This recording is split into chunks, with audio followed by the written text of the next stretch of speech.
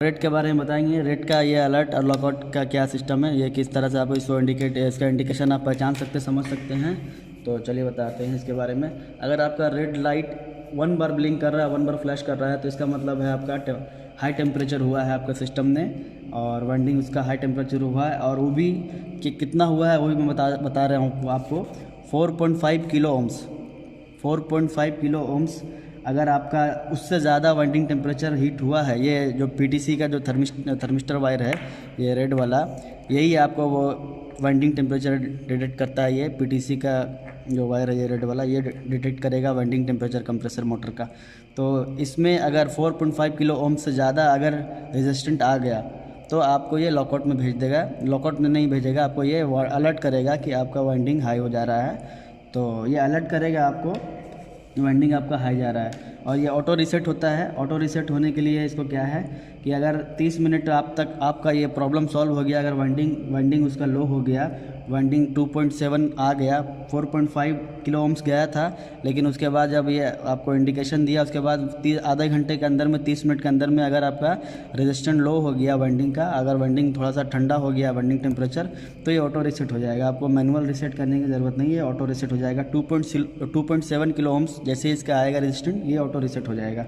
और अगर ये 5 बार कंटिन्यू अगर 5 बार होता है तो ये आपका लॉकआउट पर चला जाएगा। अगर ये 5 बार कंटिन्यू आपको इंडिकेशन दिया high temperature, winding high temperature का अलर्ट दिया रेड ब्लिंकिंग से, तो ये आपका लॉकआउट पर चला जाएगा। और एक बार अगर लॉकआउट पर चला गया तो आपको रीसेट करने के लिए इसको मैनुअल रीसेट करना पड़ेगा, फिर ये ऑटो रीसेट नहीं होगा। मैनुअल रीसेट करने के लिए आपको या तो इसका कम्युनिकेशन जो मोडबस में जो कनेक्टेड है बीएमएस से, वहाँ से आप रीसेट कर सकते हैं इसको, या तो फिर T2 T1 का जो पावर सप्लाई आप दिए हैं इसको आप यहाँ से पावर सप्लाई ऑफ़ करके ऑन कर सकते हैं। आप ऑफ़ करके ऑन करेंगे पावर तो ये और मैनुअल रीसेट हो जाएगा। उसके बाद ये तो ये था रेड का 1 ब्लिंकिंग 1 फ्लैशिंग का, ये पूरा बताया मैंने। अब इसका जो 2 फ्लैश है, जो 2 बार फ्लैश करेगा तो इसका क्या, हाँ 2 बार फ्लैश करेगा तो इसका क्या मतलब है ये जानते हैं। 2 बार अगर आपका रेड वाला ब्लिंकिंग कर रहा है, रेड लाइट अगर 2 बार ब्लिंक कर रहा है, तो इसका मतलब ये है कि आपका ये थर्मिस्टर ओपन है। आपका जो ये रेड वाला वायर है, इसका ये वायर कहीं से ओपन हो गया है, और अगर ये ओपन हो गया है तो आपको ये 2 बार फ्लैश आएगा, रेड का इंडिकेशन 2 बार आएगा। और ये अगर 30 मिनट के अंदर में अगर ये आपका नॉर्मल होता है तो ये आपको सेम इसका भी वही है। अगर आधे घंटे के अंदर में ये आपका नॉर्मल हो जाता है, अगर कनेक्ट हो जाता है कहीं से, अगर जो शॉर्ट हुआ है अगर कनेक्ट हो जाता है तो आपको ये फिर ऑटो रीसेट हो जाएगा। और अगर 6 घंटे से ज़्यादा ऐसा ट्रिप कंडीशन चला इसका तो ये फिर लॉकआउट पर चला जाएगा। बार अगर ब्लिंक करेगा तो उसका ये इंडिकेशन मैंने बताया। अब 3 बार अगर ब्लिंक किया तो उसका मतलब क्या है वो बताऊंगा मैं। 3 बार अगर लाइट ब्लिंक कर रहा है तो वो शॉर्ट साइकिलिंग है आपका। सेम जो मैंने बताया था, ग्रीन में भी आपको वार्निंग आता है शॉर्ट साइकिलिंग का। अगर वो आप ये 10 नंबर जो डिप स्विच है अगर ये ऑफ रखते हैं तो इसमें वार्निंग आएगा। और अगर आपने इसको ऑन कर दिया, सपोज ये ऑन पोजीशन में है, तो ग्रीन में आपको वार्निंग नहीं आएगा, ये रेड में फिर अलर्ट आएगा। वो भी 3 बार ब्लिंक करेगा आपको, उसका मतलब ये है कि आपका ये शॉर्ट साइकिलिंग है। तो वही सेम शॉर्ट साइकिलिंग का ये बताएगा आपको। तो 4 ब्लिंकिंग, अगर ये रेड लाइट 4 बार ब्लिंक कर रहा है तो स्क्रोल का टेम्परेचर हाई है। इसका मतलब स्क्रोल टेम्परेचर हाई है, मतलब आपका डिस्चार्ज टेम्परेचर हाई है।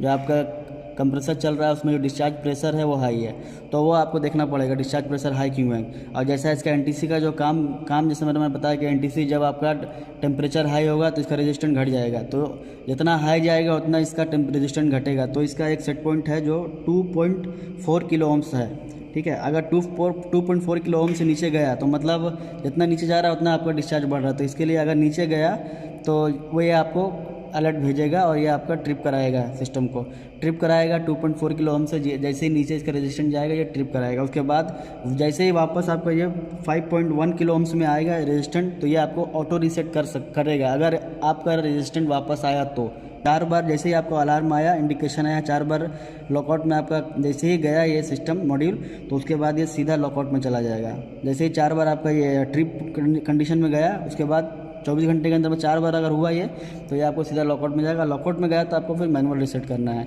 और भी तब करना है आप सिस्टम में देख लें गैस प्रेशर बराबर है या नहीं है। नहीं तो अगर आप मैनुअल रीसेट कर रहे हैं तो फिर ट्रिप ही आएगा, ट्रिप दोबारा हो जाएगा। तो इससे बेहतर है कि आप उसको रेक्टिफिकेशन करें, क्या प्रॉब्लम है वो देखें।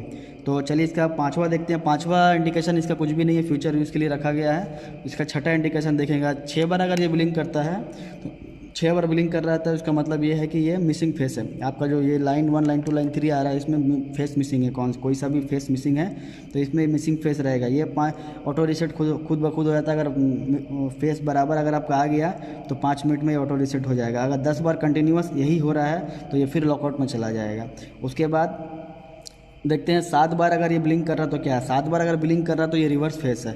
इसमें 3 जो आपका लाइन है, लाइन 1 लाइन 2 लाइन 3, आपका 460 का जो भी सप्लाई है उसमें अगर फेस रिवर्स हो गया है तो ये आपको 7 बार ब्लिंक करेगा, इंडिकेशन देगा कि आपका फेस रिवर्स है। और ये सिर्फ आपको एक ही बार देगा और सीधा लॉकआउट पे जाएगा, क्योंकि ये फेस रिवर्स होना स्क्रोल में बहुत बड़ा मतलब ये है। अगर आपका फेस रिवर्स हो गया तो स्क्रोल कंप्रेसर आपका डैमेज कर सकता है। इसके लिए इसमें कोई भी टॉलरेंस नहीं है कि ट्रिप पर आएगा, डायरेक्ट ये लॉकआउट पे जाएगा। अगर आपका फेस जैसे ही रिवर्स हुआ ये डायरेक्ट लॉकआउट पे जाएगा, क्योंकि स्क्रोल कंप्रेसर को आप फेस रिवर्स करके नहीं चला सकते। उसका अगर रोटेशन अगर उल्टा कर देंगे तो वो आपका कंप्रेसर का मैकेनिकल पार्ट चला जाएगा।